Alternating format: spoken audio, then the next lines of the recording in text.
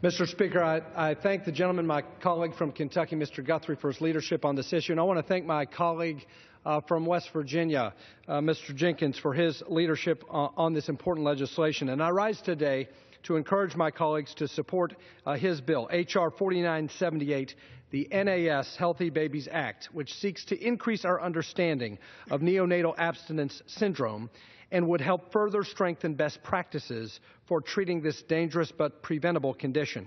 According to the National Institute on Drug Abuse, there has been a dramatic increase in maternal opioid use, and as a tragic result, a baby is born suffering from neonatal abstinence syndrome, or NAS, every 25 minutes in the United States.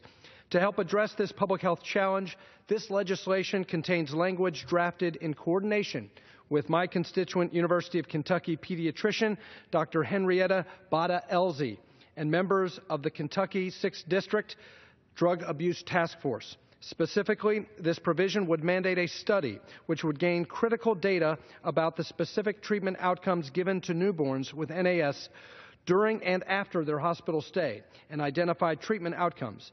This vital information would help lead pediatricians to provide improved care for the most vulnerable in our society.